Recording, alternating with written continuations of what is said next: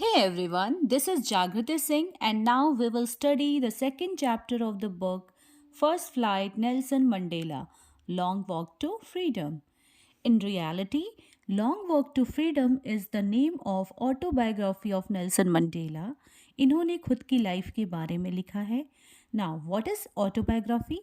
Auto means self, bio means about the life, and graphy means writing.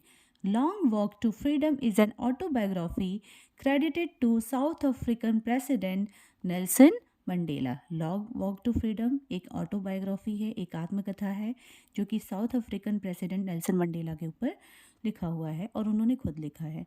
Let's come to the character sketch of Nelson Mandela. Nelson Mandela the first black president of South Africa, पहले black president South Africa के after more than 3 centuries of white rule. It means कि white people ने कम से कम 300 years rule किया South Africa में and उसके बाद पहले ब्लैक प्रेसिडेंट बने Nelson Mandela. Celebrated very vividly, vividly means होता है सुस्पष्ट रूप से या फिर brilliantly, the grand ceremony of the first democratic non-racial. Non-racial, it means that they are not based on race, that is color of skin government. Being sworn in, उन्होंने शपथ लिया. Formal promise to be honest, he said radiantly, खुशी से उन्होंने कहा that never never again shall it be that this beautiful land will again experience the oppression of one by another.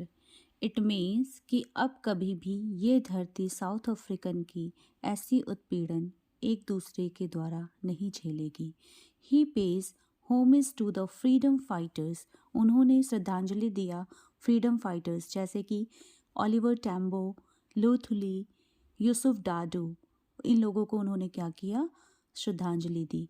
They were man of uncommon courage, wisdom and generosity, ये उदारता, बुद्धिमता के लोग थे. He regards the death of thousands of people who sacrifice their lives for the cause of courage, उन्होंने उन thousands of लोगों के डेथ को भी बताया जिन्होंने सेक्रीफाइस किया, त्याग दिया अपनी लाइफ को सिर्फ फ्रीडम पाने के लिए.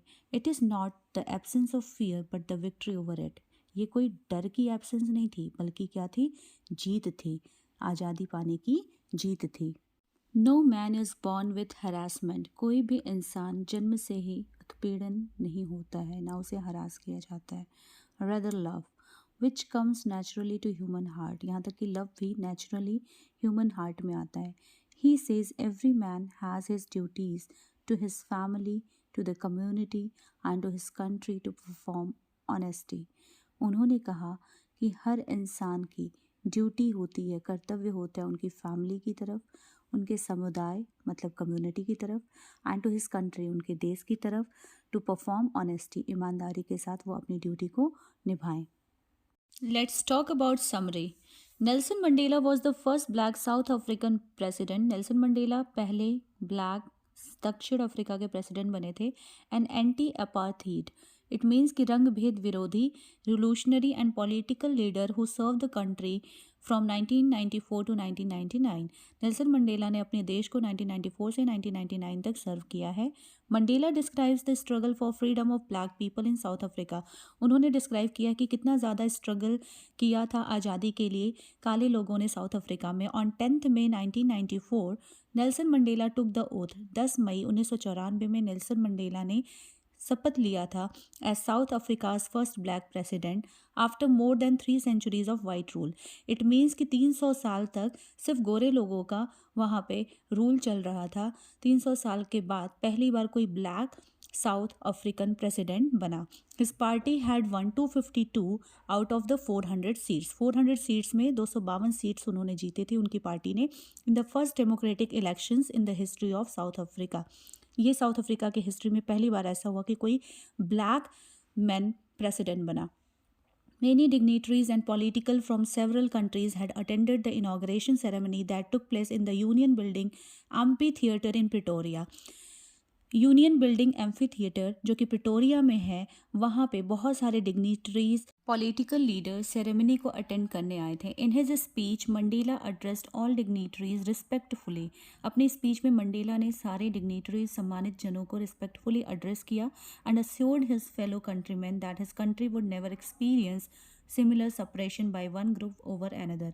और उन्होंने ये तसल्ली दी अपने कंट्रीमैन को कि अब उनका जो देश है वो कभी भी ऐसा एक्सपीरियंस नहीं करेगा, ऐसा अनुभव नहीं करेगा जो लोगों के साथ उत्पीड़न होता है एक जनरेशन या एक ग्रुप के द्वारा दूसरे ग्रुप को। On that lovely autumn day, उस लवली ऑटम डे में Mandela was accompanied by his daughter Janani. On the podium, Mr. D. Clerk was first sworn as second deputy president. Podium पे mister de Klerk को first sworn किया गया second deputy president के तौर पे। Then Thabo mbeki was as the first deputy president. Thabo mbeki first deputy president बने। While taking his vow, जब उन्होंने शपथ लिया as the first black president Nelson Mandela, he establish democracy in the country. उन्होंने democracy establish करने के लिए बात की कंट्री में। Now what is democracy? अब डेमोक्रेसी क्या होता है, जिसे हम प्रजातंत्र बोलते हैं? The word democracy comes from the Greek words demos meaning people. Demo का मतलब होता है लोग एंड क्रेटोज मीनिंग पावर, शक्ति। So democracy can be thought of as power of people, लोगों की शक्ति। And Mandela said there would be no discrimination of people, caste, colour, creed और रेस। मंडेला ने कहा कि अब कोई भी डिस्क्रिमिनेशन नहीं होगा लोगों को लेके, उनकी जाति को लेके, उनके रंग को लेके, उनके धर्म को लेके। ही assured that the government would always treat all the people of the country with due respect and equality. उन्होंने ऐसा कहा कि सरकार सारे लोगों को एक बराबर रिस्पेक्ट देगी, समानता देगी। The lovely day of inauguration was symbolic for Mandela as the South African people sang two national anthems. Lovely day उद्घाटन का दिन था, वो सिंबॉलिक डे था मंडेला के लिए, और साउथ अफ्रीकन के जो लोग थे वो दो नेशनल एंथम गा रहे थे। The vision of white sang, white गाना गा रहे थे। Nkosi Sikelel i Afrika, Nkosi Sikelel i Afrika, and the black sang Die Stem, black people जो है वो डाई स्टेम गाना गा रहे थे। ओल्ड एंथम था ये रिपब्लिक का। All these events reminded Mandela how the black-skinned people were exploited by the white people earlier. ये सारी चीज़ें याद दिलाती हैं मंडेला को कि किस तरीके से ब्लैक लोगों को एक्सप्लॉइट किया जाता था सफ़ेद गोरे लोगों के द्वारा। He deeply felt the pain of his race and said that this type of suppression and racial domination of white-skinned people against the dark-skinned people on their own land gave rise to one of the harshest and most inhuman societies the world had ever seen और known. उन्होंने कहा वो deeply felt कर रहे थे इस दर्द को, क्योंकि वो खुद भी एक ब्लैक पीपल थे, और उन्होंने कहा कि ये जो दबाव, अत्याचार एक रंग को लेके गोरे लोगों ने हमारे साथ किया, अब इस धरती पे दोबारा कभी ऐसा कटुर व्यवहार या इंसानियत ना हो किसी इंसान के अंदर, ऐसा व्यवहार नहीं किया जाएगा। He also mention how a person become brave not because he does not feel afraid but because he knows how to conquer his fears. उन्होंने ये भी कहा कि व्यक्ति किस तरीके से बहादुर होता है जो अपने डर को ना छुपा के जीत हासिल करने के लिए लास्ट तक लड़ता है। Mandela stated that every man in life has two major obligation. Mandela ने कहा कि हर किसी की दो ड्यूटीज़ होती है, पहली towards his family that is parents, wife and children, और सेकेंड ड्यूटीज़ होती है टुवर्ड्स हिज मदरहुड, मातृभूमि की तरफ, कंट्रीमैन देश की तरफ, एंड कम्युनिटी इट मीन्स कि समुदाय की तरफ। It was difficult to fulfil both this obligation as a black man in a country like South Africa. South Africa जैसे देश में एक ब्लैक मैन का ये दोनों ड्यूटीज़ फुलफिल करना काफ़ी डिफ़िकल्ट था। Before the democratic wave took over the nation by storm, when Mandela became an adult, Mandela adult बने, तो they realized that freedom was merely an illusion and temporary in nature for the black-skinned people of his country. तब उन्होंने realize किया कि जो वो बचपन में freedom free feel करते थे वो सिर्फ एक भ्रम था, असली फ्रीडम तो उनको एडल्ट होने के बाद समझ में आया। He felt that they were treated as slaves of exploitation. उन्होंने महसूस किया कि उनको एक्सप्लॉइट किया जा रहा था, नौकर की तरह ट्रीट किया जा रहा था। And all the people of his race were treated unfairly by the white skin people, और जो भी उनकी कलर के लोग थे, उनके जाति के लोग थे, उनके साथ बुरा बर्ताव किया जा रहा था। According to Mandela, freedom was indivisible for all, but the people of his color and race were bound in chains of oppression and tyranny. Mandela के हिसाब से तो फ्रीडम सबके लिए था, लेकिन जो उनके लोग थे, उनके रंग भेद के लोग थे, उनके साथ अत्याचार किया जा रहा था. टायरनी मीन्स होता है अत्याचार. He knew that the oppression must be liberated. उन्हें पता था कि जस्ट लाइक द ऑप्रेस्ड, उन्होंने कहा कि अत्याचार करने वाला भी उतना ही गुनहगार होता है जितना अत्याचार सहने वाला होता है. Because a person who snatches another's freedom, क्योंकि जो एक व्यक्ति किसी और की आज़ादी छीनता है, is also a prisoner of similar operation. वो भी उसी तरीके का अत्याचार का भागीदारी होता है. Thus the oppression is not free to and feels. Oppression क्या है? फ्री नहीं है, फ्री करने के लिए नहीं है और फील करने के लिए नहीं है. Shackle in the chains of operation himself, और वो खुद भी इस चीज़ से बंधे हुए थे, उनके साथ भी अत्याचार हुआ था. Let's talk about theme. What is the central theme of the Nelson Mandela? The central theme of the Nelson Mandela is freedom from racism. Central theme Nelson Mandela chapter का ये है कि freedom from racism, आज़ादी मिले racism से. Racism means क्या होता है? जातिवाद, रंग भेद, किसी भी तरह का भेदभाव जो भी हो रही है कंट्री में, उससे आज़ादी मिलना. At those times white skin people were the rulers of the society. उस टाइम में साउथ अफ्रीका में जो वाइट स्किन के पीपल थे, जो लोग थे, वो रूल कर रहे थे समाज पे.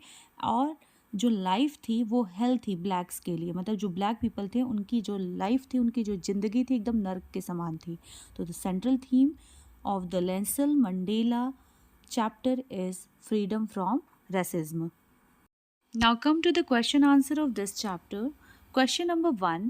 What is the irony of long walk to freedom? इस चैप्टर में आयरनी क्या है?